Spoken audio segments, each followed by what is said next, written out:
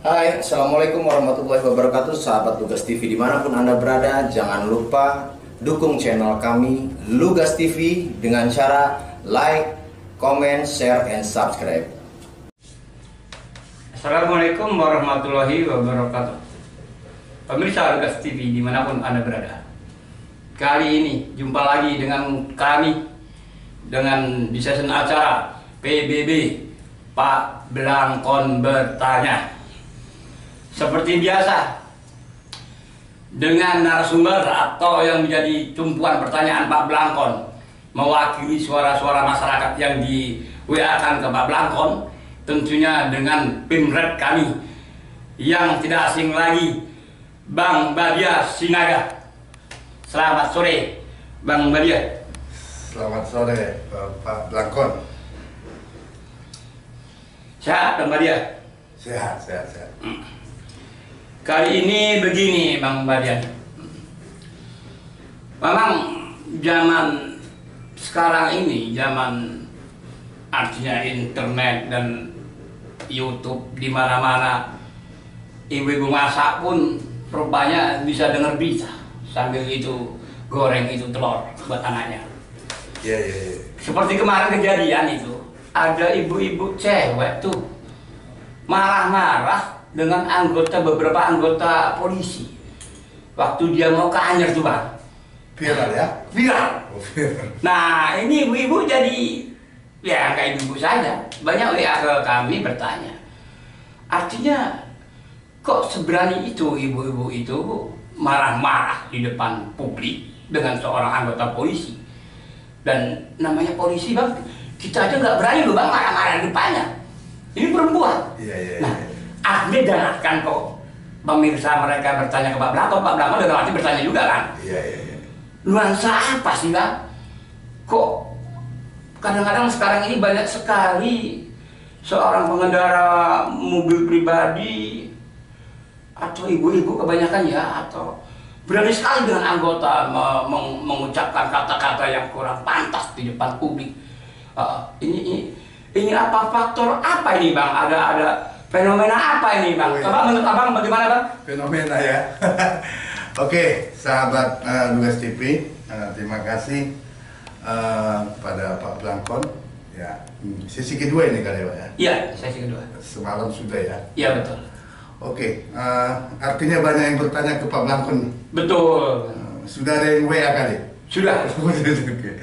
Jadi memang saya juga melihat itu ya, kita mengikuti gitu dari sisi media, dari akal sehat nggak mungkin ya, karena apa? Aparat banyak di sana, aparat gabungan yang bertugas untuk penyekatan bahkan untuk larangan mudik ya, yang kemarin kita bahas terkait larangan wisata. Jadi kalau Pak Blangkon bertanya ataupun yang masyarakat yang bertanya ke Pak Blangkon, ada apa ini fenomena gitu ya? Betul. Sebenarnya ada beberapa di daerah juga yang viral terkait ini. Tapi di sini saya mau mengapresiasi pihak kepolisian. Iya. Dengan waktu tidak lama 1 kali 24 jam sudah diadakan konferensi pers permintaan maaf dan kasusnya dihentikan, artinya damai. Tapi kita membahas fenomena apa kan gitu ya, Blangkonnya. Kalau dari sisi undang-undang ataupun peraturan ya, pernah saya baca di KUHP pasal 315 di situ dikatakan jika orang tersebut mencaci maki dengan mengatakan kata-kata kasar seperti anjing, asus, sundel, bajingan, dan sejenisnya, maka orang tersebut dapat dipidana berdasarkan pasal 315 Kitab Undang-Undang Hukum Pidana. Nah, di sana dijelaskan tiap-tiap penghinaan dengan sengaja yang tidak bersifat pencemaran atau pencemaran tertulis yang dilakukan terhadap seseorang baik di muka umum dengan lisan atau tulisan maupun di muka orang itu sendiri dengan lisan atau perbuatan atau dengan surat yang dikirimkan atau diterima kepadanya diancam karena penghinaan ringan. Ada namanya tindak pidana ringan. Nah, sekarang karakter. Saya lihat memang ibu itu yang ada di video itu, waduh, yang saya bilang tadi di luar akal saya, Pak Indro, ya kan? Saya aja yang kenal beberapa teman aparat kepolisian, ketika saya mengendarai dan saya lengkap gitu loh ya, artinya saya ada SIM gitu ya, saya merasa takut gitu juga. Itu manusiawi atau apa? Ada aparat kepolisian gitu. Padahal aparat itu cuma 2-3 orang gitu kan. Nah, sedangkan ini, ya kan, gabungan. Betul. Ya kan, ada dari TNI, ada dari Dishub, kepolisian banyak. Ya kita lihat videonya. Aduh, saya lihat ini normal atau enggak? Betul. Normal atau enggak? Kalau saya menyikapinya, fenomena ini memang sudah ada di beberapa daerah. Cuma ya itu tadi, masyarakat itu harus sadar gitu ya. Masyarakat itu harus sadar, mereka itu tugas. Dan setiap perkataan yang keluar itu ada aturan mainnya. Betul. Aturan mainnya tadi pasal KUHP pasal 315 tadi. Ya kan? Saya mengapresiasi polisi di mana ya mengambil kata damai, mengambil kebijakan yang luar biasa juga bagi saya supaya ya udah mungkin sudah ada permintaan maaf dari pelaku. Cuma kan kadang-kadang publik kan menilai ya kalau begitu besok-besok ada yang terjadi seperti ini gitu kan. Damai lagi kan gitu loh Pak Blanco kan. Tapi mungkin pihak kepolisian punya alasan yang kuat terkait hal ini gitu. Ya mudah-mudahan kedepannya jangan ada lah seperti ini ya kan, yang dibingungkan ibu-ibu yang bertanya kepada Pak Blanco ya kan, apa besok-besok bisa terjadi seperti itu kan gitu ya Pak Blanco ya. Ya jadi dari sisi saya sebagai pemerhati publik ya, sifat seperti ini ya harus ditelusuri apa ya namanya, psikotes atau fisiologinya ya? Psikologisnya gitu kan. Betul. Wanita berani maki-maki aparat yang lagi bertugas ya kan.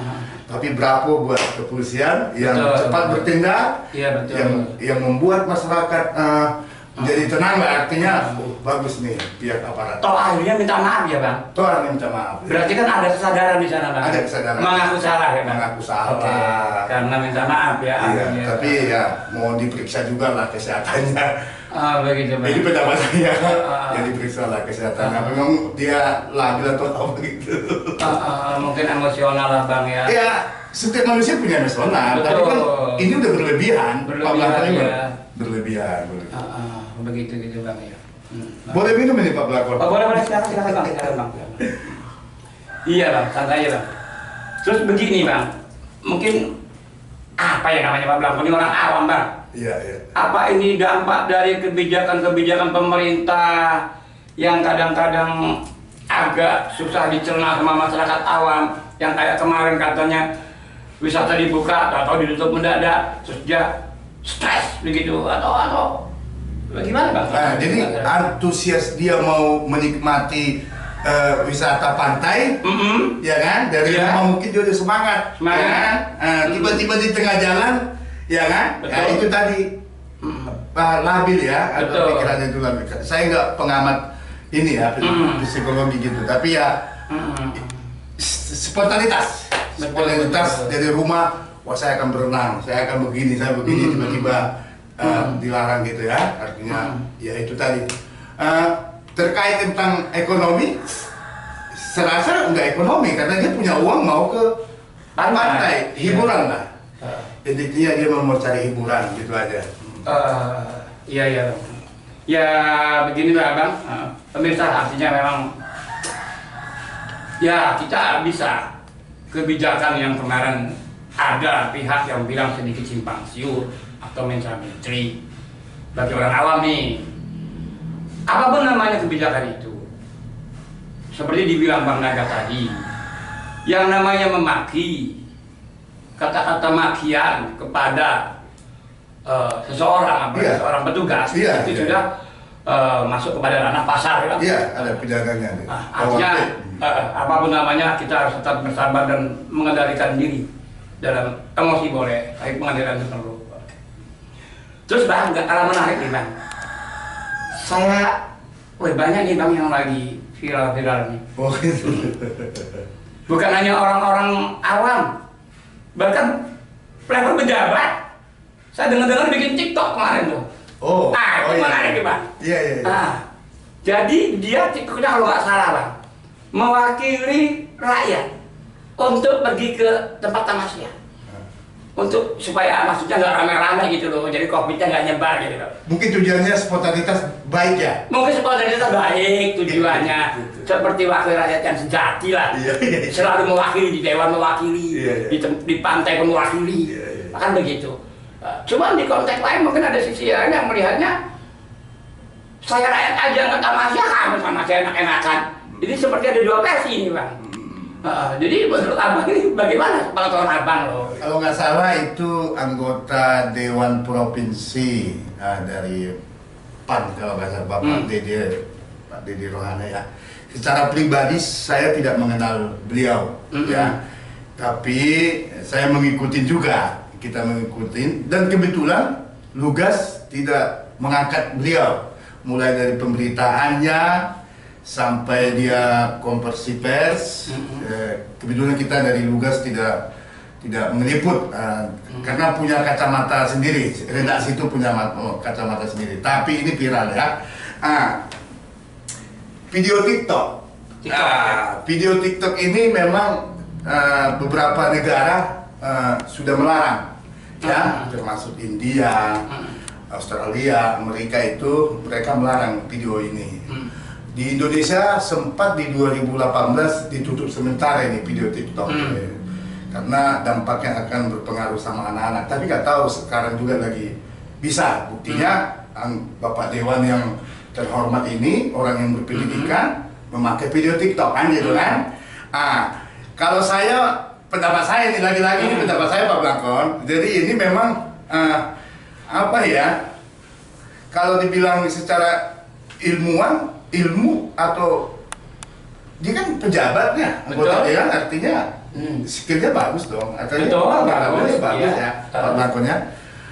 Apa ya? Mungkin ini yang dinamakan tadi itu keceplosan atau kepleset lah bahasanya itu. Dia tidak melihat ketika dia buat video itu bahwa saya ini anggota dewan. Betul. Saya mewakili. Betul. Kan gitu harusnya gitu. Cuma ya itu tadi dengan keceplosan itu ya dia membuat video itu dengan durasi kurang lebih ya nggak sampai 1 menit gitu ya durasinya itu. Bahasanya itu kalau nggak salah kira-kira begini Pak Blangkon ya.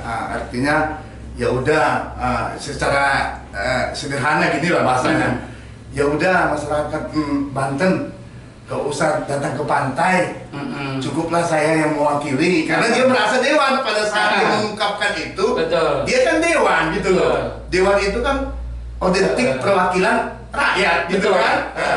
Dan dia tidak tahu bahwa bahasa ini boleh sah-sah saja pendapat masyarakat. Jangan gitu kan. Jangan ke pantai, cukuplah saya yang mewakili. Setelah ini di-share ya, terjadilah perdebatan dan terkait ungkapan anggota dewan tersebut gitu. Kalau bagi saya ini kepleset gitu Pak Blangkon. Oh, kepleset ya. Kepleset banget ya. Tapi dia bijak. Beliau bijak, dia langsung ngambil klarifikasi, dia panggil beberapa media, dia ungkapkan bahwa ini ada video lucu-lucuan dan tidak ada unsur, ya tidak ada unsur untuk menghina masyarakat Banten. Bagi saya ini juga udah cukup baik ya. Namun karena beliau itu adalah jabatan politik, ya pasti ada yang menggoreng. Oke. Jadi lebih kepada kepleset ya Bang ya. Jadi intinya kepada TikTok hiburan, menghibur. Cuman dirinya mungkin sedikit lupa kalau dia pejabat. Ya. Andaikan yang melakukan TikTok saya mungkin nggak apa. Tapi kalau Pak Blangkon udah kayak Pak Blangkon udah mulai dikenal masyarakat. Oh begitu ya, digoreng juga ya. Digoreng juga. Iya. Oke, Bang Maga. Untuk acara ini coba Pak Blangkon minta closing statement-nya, closing terakhirnya. Ya, terkait tadi ya. Iya, terkait ini ibu-ibu marah, terus dewan yang bikin TikTok. Ya, artinya ada yang kita bahas nih. Iya. Ada dua masyarakat. Satu adalah masyarakat awam dan satu adalah masyarakat pejabat yang menjadi perwakilan yang menjadi perbincangan di tengah-tengah masyarakat dengan adanya video yang mereka ini kan menjadi viral. Jadi saya sebagai pemerhati publik ataupun pimpinan redaksi Lugasnet TV meminta kepada masyarakat, ya masyarakat. Kalau saya sih nggak mungkin ke Pak Dede ya, karena dia lebih paham. Jadi untuk masyarakat ibu ini adalah untuk masyarakat luas ke depannya. Ya hargailah para petugas, mereka adalah jasanya luar biasa. Kadang saya melihat petugas ini tidak melihat waktu keluarga, apalagi pada pas musim apa itu namanya itu takbiran ataupun sholat id, mungkin mereka meninggalkan keluarganya demi tugas gitu ya. Tiba-tiba dimaki-maki lagi.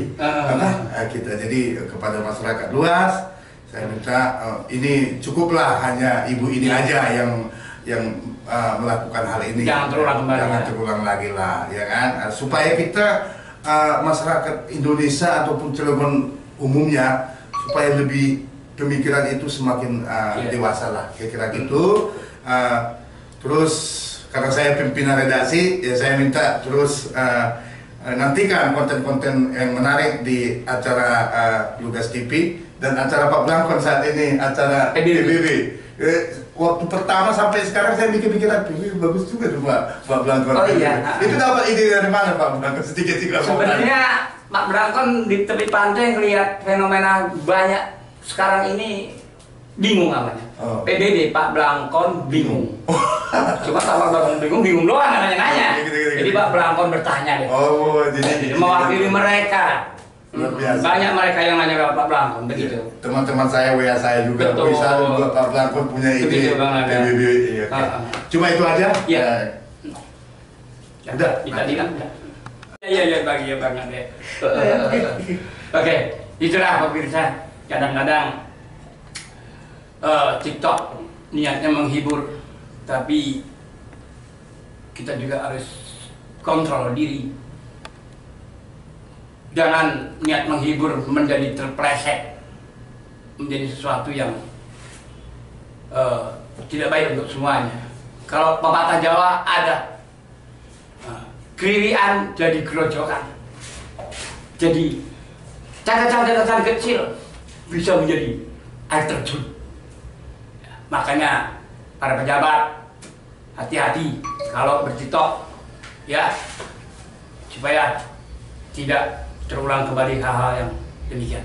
Sampai jumpa di episode yang akan datang.